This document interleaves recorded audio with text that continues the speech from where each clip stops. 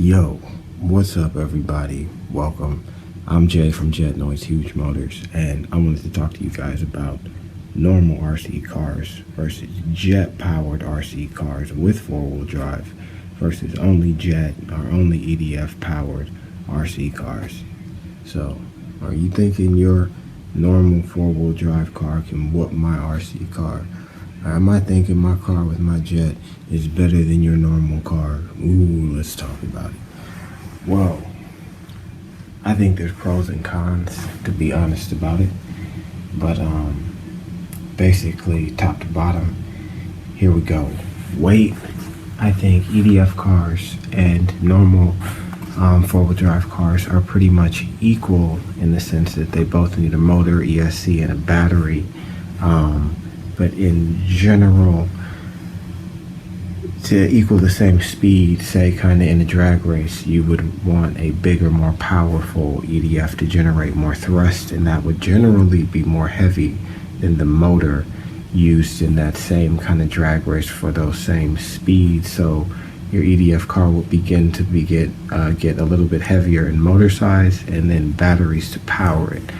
For example, the J2 has an 8S capable EDF, so the batteries for that can get kind of heavy. So weight, normal four-wheel drive cars take the lead, EDF only, and then last you have the combined weight of the motor to power your four-wheel drive system and the ESC and battery for that, with the EDF, ESC and battery for all that stuff. So combined is the heaviest there. So next is in the air acceleration, and so basically normal cars can't accelerate in the air. They only can correct themselves, tilt their nose up or down by accelerating or braking in the air.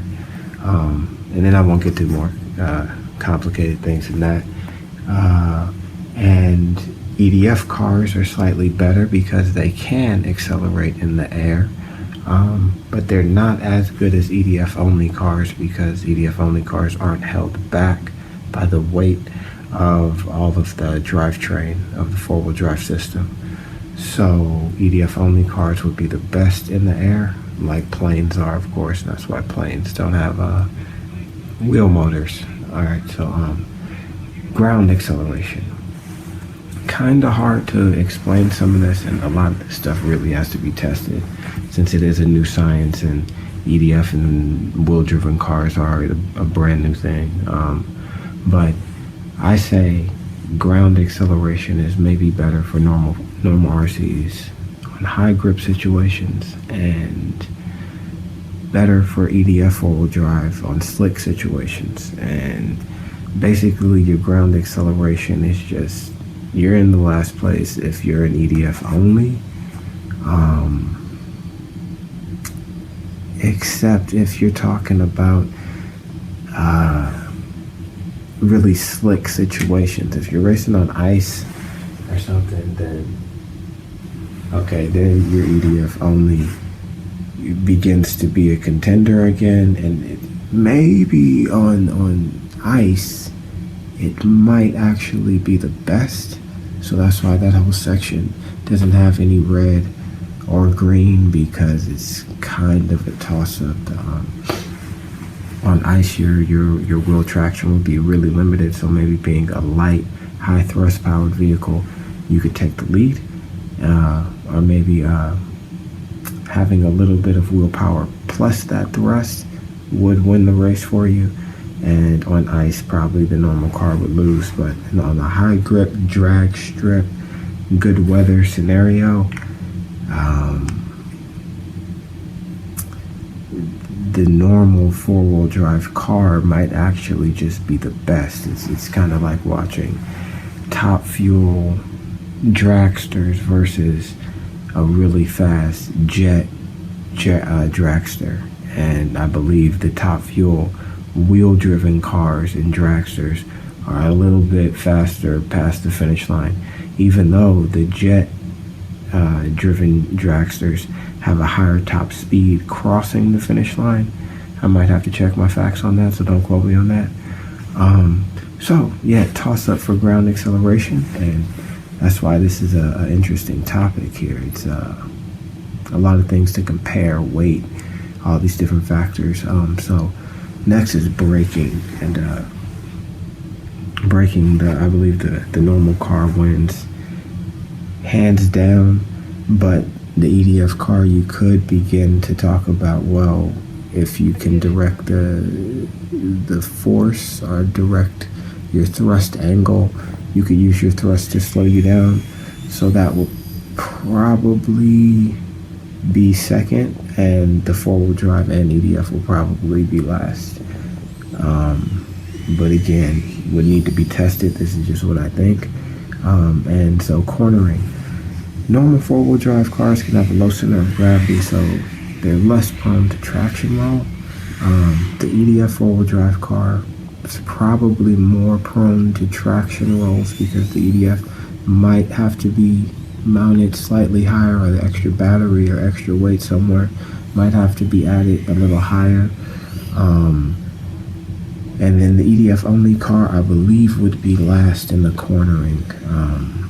And then a car situation, you have the tires that want to roll around the corner. And if you're getting slideways, that's essentially like braking and sliding and skidding the tires.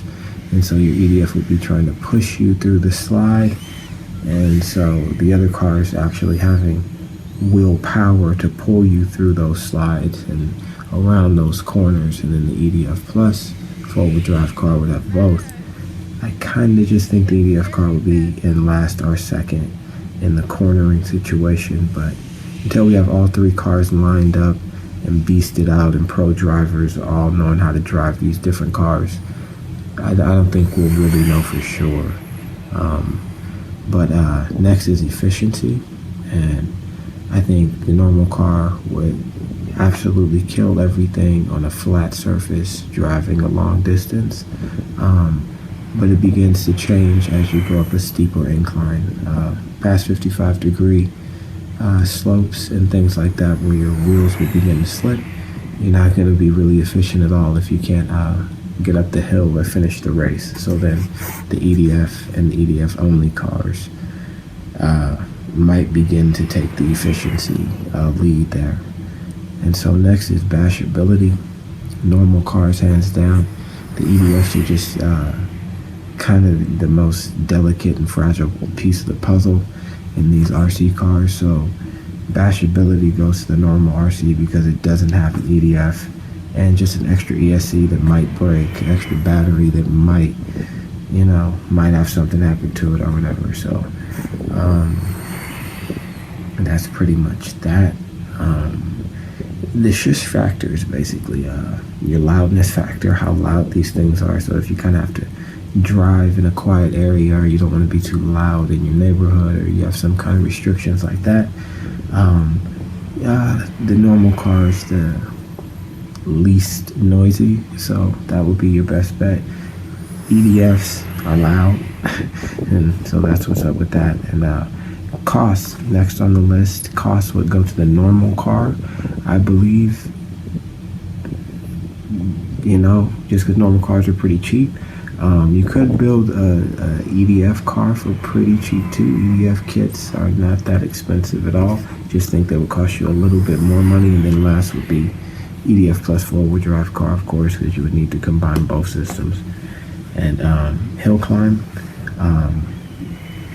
it's kind of a race and a toss-up before 55 degrees. If you're talking about a slight hill climb and a grippy surface, a kind of drag car could do good, a normal car could do good. But as you increase and past that 55 degree angle, your four-wheel drive EDF car begins to take the lead along with your EDF only car, which probably could accelerate up in a straight line the fastest because it doesn't have the extra weight of the four-wheel drive system, motor, and battery for all that stuff. And so last but not least, at the bottom is a skill set there. And it's kind of hard to determine skill set too, because skill set, it's like four-wheel drive cars will peel out on you when you're punching it, and you can spin yourself out in corners. and you have to work with that. Or punching it too hard will, make you wheelie, or punching it too hard in the air will make you do a backflip, or braking too hard make you nosedive in the air.